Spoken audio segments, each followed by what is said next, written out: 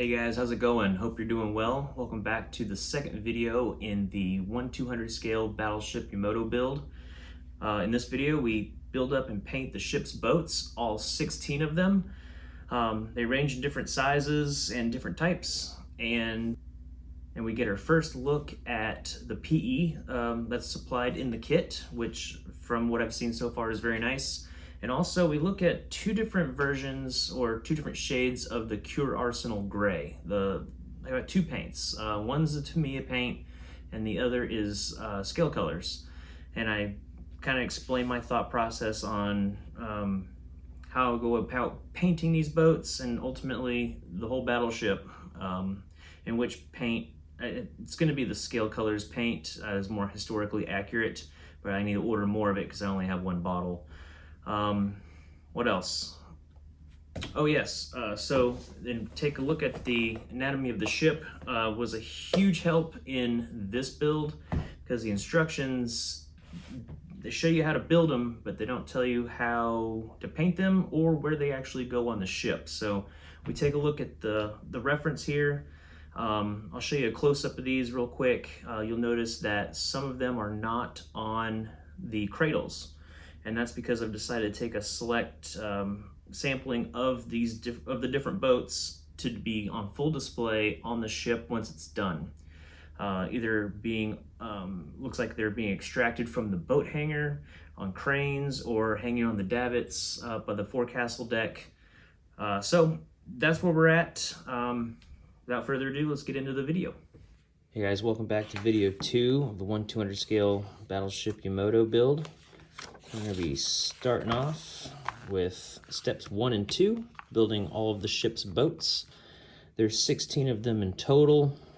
A 17-meter, 150 horsepower ceremonial barge, a 15-meter, 150 horsepower ceremonial barge, 11-meter, 60 horsepower motorboat, 6 12-meter, 130 horsepower motor launches, a 6-meter sampan, 9mm cutters, there's 4 of those, and 8-meter sampan. So after taking a look at my primary reference for this build, Anatomy of a Ship, I learned that the boats were not stored on the decks at all. Let me zoom in for you. That because, well, it was designed for 16. The kit includes 16, but usually only carried 14 boats. And they were kept in hangars because of the terrific blast from the main battery, and they were lowered and raised by an overhead crane or the 6-ton aircraft crane, and normally carried the two 17 meters, the 15 meter, 111 meter, 4 12-meter motor launches, 4 9-meter cutters, 1 8 and 6-meter sampans. And so the differences here is the 12-meter motor launches. Normally only carried 4, and the kit supplies you with 6 of them. So that's the difference between what the ship historically carried versus what it was designed for. We have enough to put all of them on. However, we're going for accuracy, so we're only going to go with 4 of these 12-meter motor launches. So let me show you where these boats were kept. So this is not the very top deck here. This is actually, we're looking at the upper deck, which is one level below the forecastle deck, which is where you would see the wooden deck, the one that you see from outside. Beneath that, underneath the forecastle deck, we've got tracks on both sides that house or hangar the smaller boats, and then the deck below that, the mid deck, houses the larger boats inside of the boat hangar there. So the boat hangar looks like this, and please correct me in the comments if I got these backwards. I think this is starboard. This is a view of the door open, And you can see where that overhead crane would track, right, move back and forth here. And I believe this is port. This is a view of the door closed. And that upper deck, you can kind of see it here. This is the forecastle deck, and then one step below where that crane is mounted is the upper deck. Into this space here is where those smaller boats were stored. I think here's a better view of it. You can see where those tracks run underneath the forecastle deck. So we'll take a closer look at this probably in the next video when I start working on this section of the hull, or putting the hull together in general. So that's it. We're going to start with the 17-meter ceremonial barge, and then go from there. Back in a minute. Hey guys, real quick, I was taking these boats off the sprue, and these are the 12-meter 30 horsepower motor launches, and the sprue connects on the bumpers here, that tab needs to be removed, here, and then 2 places in the bow that left these plastic tabs that are right there in this groove right here that need to be removed. And these are a bit annoying to deal with, so I just wanted to show you how I'm going to deal with it. I'm just going to take my side cutters and just go in, snip it on the horizontal side.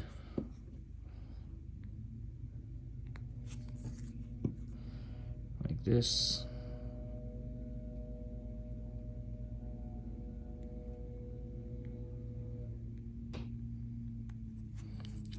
Remove this tab completely, and it's going to leave a little bit to be removed here too. There. And then I'll come by on the vertical and just snip and lift it out of place. Snip and lift. Snip and lift. All right, we'll get this side done.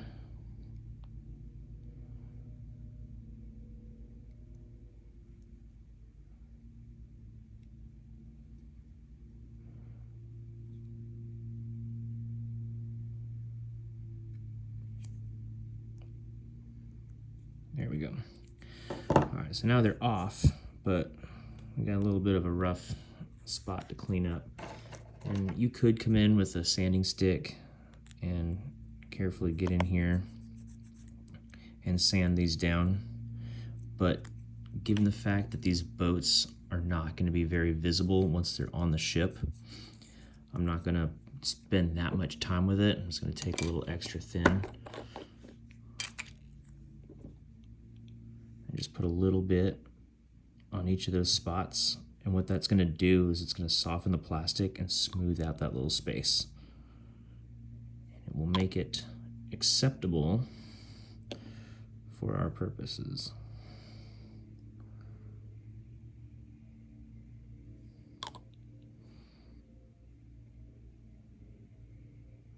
Just like that.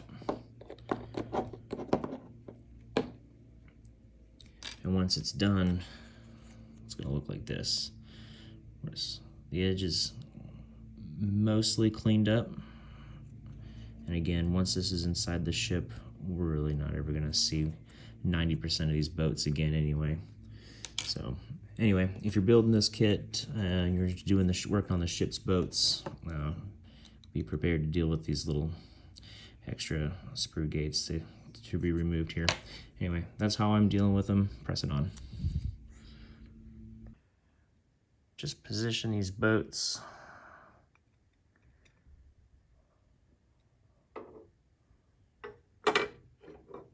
where it says they're supposed to go.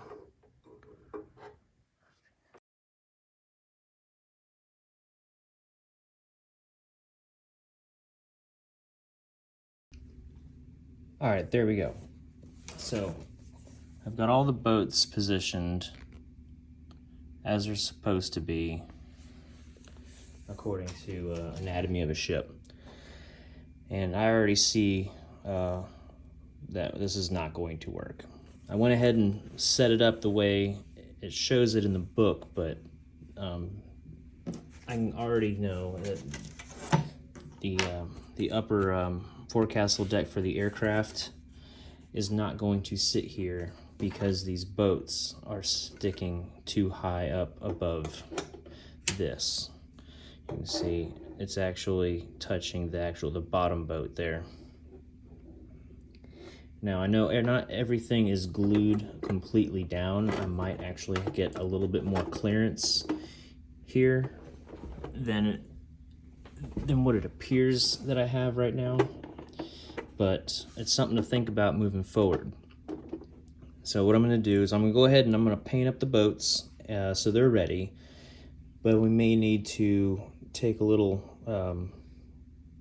creative license as to where these boats go. For example, I may be able to put some side by side in this space like that,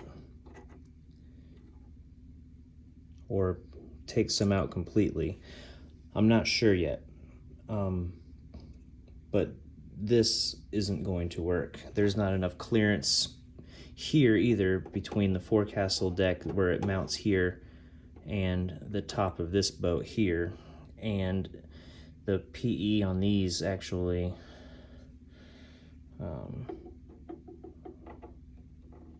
stick up too high as well. Yeah, so I'm glad I did this. At least now I know. Before I went to go glue things down, that I need to come up with a plan on how I'm going to position these boats.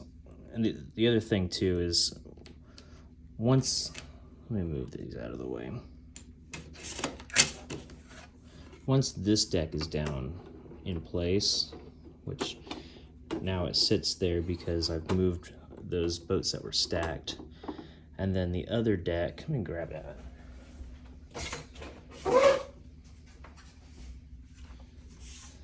That's gonna go right here. I don't want to set it down all the way because I don't want to bend my photo etch that's sticking up here. The only way you're seeing that is through the open door here and here, and the space right here. So I guess, how much effort do I want to put into this? Is the payoff going to be worth the amount of time and effort, I guess, is what my question is. So I don't know. I don't mean to be rambling, but I've got some things to figure out when it comes to ships, boats, and moving forward with building at least this aft section of the ship, I mean. So anyway, that's where we're at. We're gonna continue on with painting. Like I said, all of these boats that are like this, I left these unglued so I can get in there and paint the inside, make them look really nice. Last time I built a ship, I went and glued it, and it was an absolute pain to paint the inside. So what I'll do is, most of these boats are gray. So I'll probably hit these all with the airbrush and gray, and then I'll come in with paintbrush and do all the wood trim. Anyway, moving on. So real quick before we fire up the airbrush, get to painting the ship's boats, I want to take a look at the reference that I'm using for painting these up. And back here in the anatomy of a ship, we've got color images of the boats, and a lot of other information like where the mounting points for the crane were. And yeah, so all the boats are in here for reference.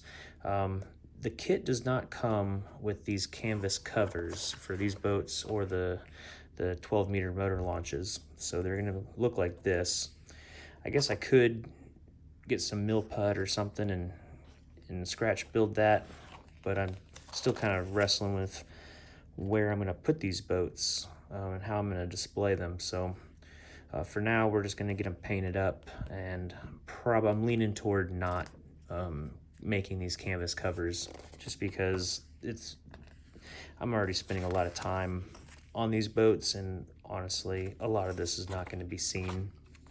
So that's the reference for the painting guide. Real quick, I want to talk about paints to be used. I haven't primed these yet, but I have primed the photo etch pieces using the Mr. Metal Primer. This stuff is really, really good for prepping your PE pieces to accept paint so they don't chip and flake off. It's a lacquer, so I've thinned it with Mr. Color Leveling Thinner, so a nice even coat with no brush marks on the metal pieces at all. So now I'm going to prime these up, probably with Mr. Leveling Thinner, or not thinner, with the Mr. Surfacer 1500 gray. So that's what I'm going to prime the boats with. And for paint, this is my go-to. I love these Tamiya acrylics. They're hybrid. You can thin them with their acrylic thinner, or you can thin them with the lacquer thinner. And honestly, out of the airbrush, I find that the lacquer thinner works much, much better than the acrylic thinner for the Tamiya paints. As far as color goes for this gray, we can see that's the Cure Arsenal. There were 3 primary naval shipyards in Japan at the time that built these ships. The Yamato was built at the Cure Arsenal, so this is the Cure Arsenal Gray. The grays, my understanding, vary in shade. So if you're building a Japanese ship from this time period, it's something to do research on. So I bought a bunch of this, enough to do the entire kit, but I also found scale colors. And again, this is the Cure Naval Arsenal Gray. These guys, after reading their website, they specialize in color matching historic colors. So I'm really interested to see how this gray compares to this gray. I mean, you can't really tell right now because this is kind of an opaque bottle. But it's water and IPA based, and it says right here you can thin it with 50-50 IPA or water, but they also make their own thinner. And from what I read, that really the only difference, it smells like this is IPA, but this contains a flow control agent. So I'm really interested to see how this paint sprays. They come ready for the airbrush, and it's got a metal ball bearing in here to mix it up nice, which I love. I actually have a bunch of my own that I add to my Tamiya paints so I can mix them well. So I think this is a good opportunity to test this paint out on these ships' boats and see how it does. So with that, we'll move over to the spray booth and get to painting. All right, guys, the painting is done. I want to talk about the main color. Before I started, I made some swatches of the Tamiya Cure Arsenal Gray and the scale color Cure Arsenal Gray. And as you can see, this is a lot bluer than this is.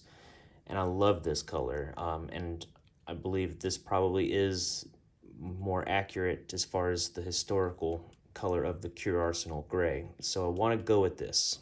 The problem is this is the only bottle I have, so I have to make this go as far as I can. I'm gonna go ahead and order a few more bottles, but what I did in the meantime is I sprayed the Tamiya paint on the boats, and then with a very thin layer of the scale color, I went over it kind of like a filter and got that nice blue-gray color that the scale color offers. And that worked out really well without having to use a ton of the paint. So that's what I'm going to do moving forward until I get some more of this. As far as the white on the boats go, I used Tamiya XF2. For the wood pieces, I just went with the Tamiya XF52 Flat Earth. And for the flat black is Tamiya XF1. And then on the brass, I had this Vallejo color, model color, brass. And then I also used some acrylic ink. This is by Liquitex. It was really useful in some of the smaller detailed spots like these windows. I used the black ink just on the tip of a toothpick. Just put it right in the window, move it around, and it stays exactly where you put it. It doesn't go everywhere and make a mess, causing a bunch of touch-up areas. The white I used on the bumpers. That was really useful. The thing I really like about the ink is it's very low in viscosity, so it flows nicely, but it's pigment dense, so it has really good coverage. So that was really useful in those areas, particularly on the life raft right here. I just went over with white ink and then went in with the red ink because I only wanted to have to do it once, because you go in there more than for multiple coats, then you risk messing it up and having to go back and do more touch up. The light turned out pretty good. Got white on top, red on the port side, green on the starboard side. So yeah, I think the boats turned out pretty good. The only thing left to do is do a pin wash and a little bit of oil weathering work. I'm only going to do that on these 4 boats, because what I've decided to do is the boats along the back row here, I'm going to put them on the boat, in the boat hangar, below the forecastle deck on the main deck, underneath where the aircraft deck part is, and you're not going to see too much of these at all. And what I think I might do is I'm thinking about adding some lights to this boat so that you can see inside.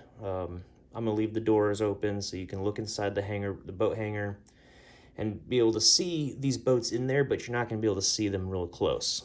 These 4, however, are going to be very visible. I'm going to hang these 2 from the boat hangar crane as if they were getting pulled out of the boat hangar. These other 2 are going to be up by the forecastle deck hanging from the davits.